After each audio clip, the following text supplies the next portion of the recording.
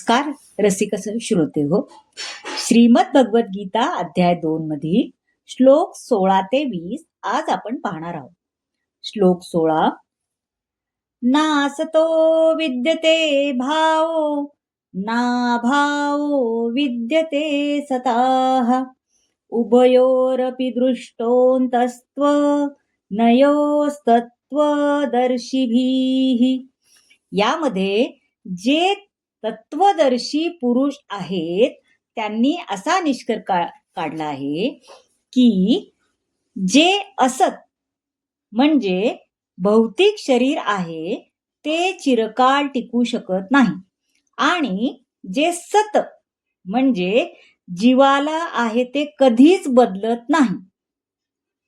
या दोन्हीच्या स्वरूपांचा अभ्यास करून असा निष्कर्ष काढला आहे की अज्ञानाने प्रभावित झालेल्या सर्व जीवांना जो उपदेश भगवंतांनी केला आहे त्याची सुरुवात येथूनच होत असते. मनुष्य प्रथम स्वतःला जाणून घेऊन भगवंताचे स्वरूप जाणू शकतो. जरी शक्ती आणि शक्तिमान यांच्यामध्ये भेद नसला तरी शक्तिमानाला भगवंत मानले जाते आणि शक्ती किंवा प्रकृतीला गौण मानले जाते. आता श्लोक 17 पाहूया.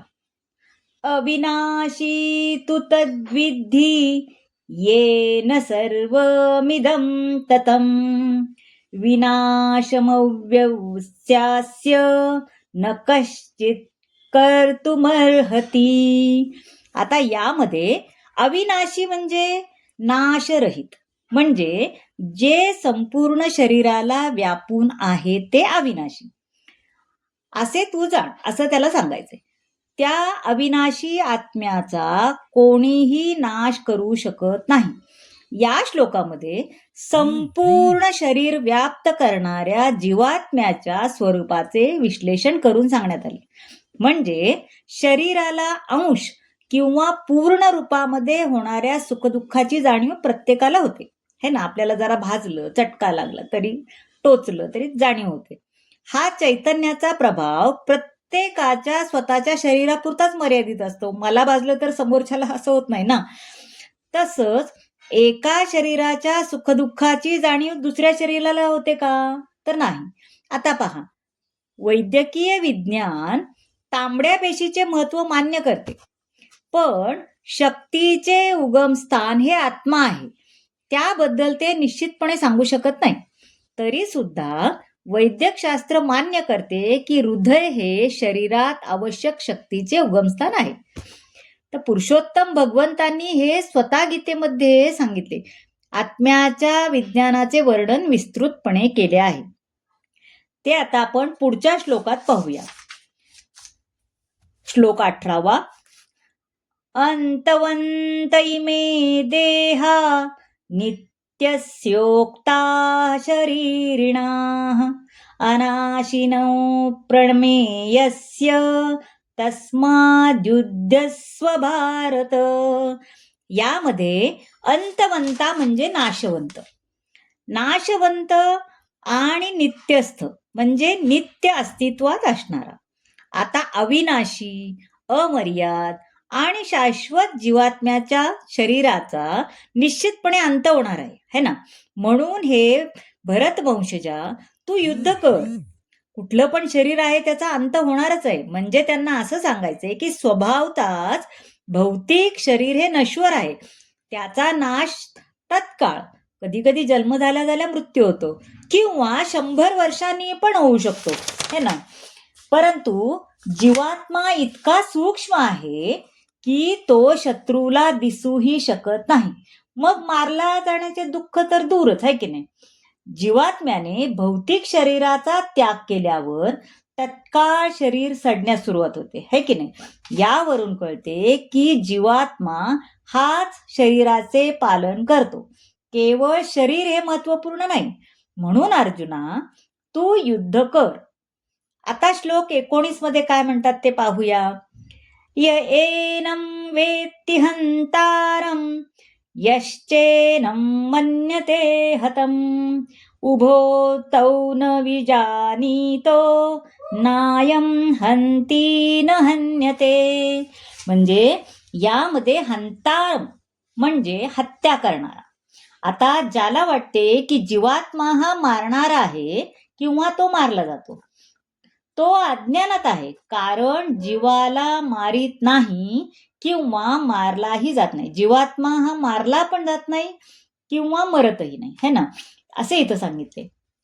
जेव्हा एखाद्या शरीराला जीवाला प्राणघातक शस्त्रांनी जरी दुखापत केली जाते, तेव्हा त्या शरीरातील आत्मा मारला जात नाही, हे समजून घेतले पाहिजे. म्हणजे काय, एखाद्याला आपण भोकसलं तर त्याचं म्हणजे एखाद्याला असं शस्त्रांनी मारलं तर तो व्यक्ती मरतो ना, शरीर मरतं, आत्मा मरत नाही. म्हणजे ज्याची हत्या होते किंवा झाली आहे आपण असं समजले जाते, ते फक्त शरीरच असते, है ना.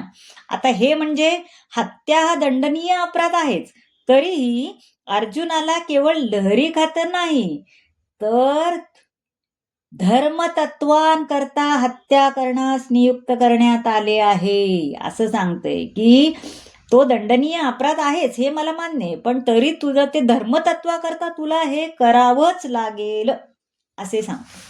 आता पुढे बघूया काय म्हणतात ते श्लोक 20व्यामध्ये.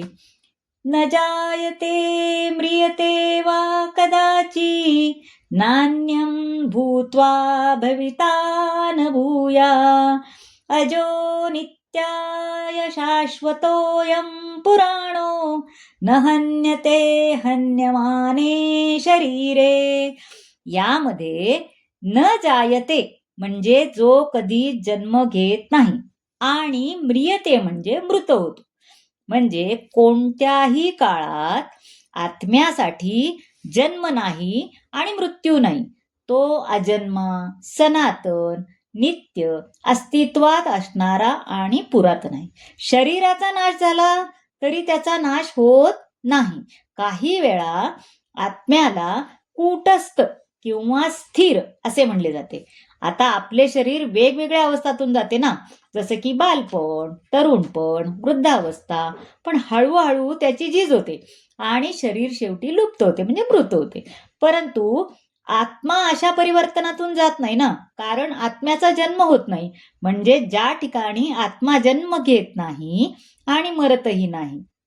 आता श्रीकृष्ण हे परमात्माचे उगमस्थान आहे, है ना.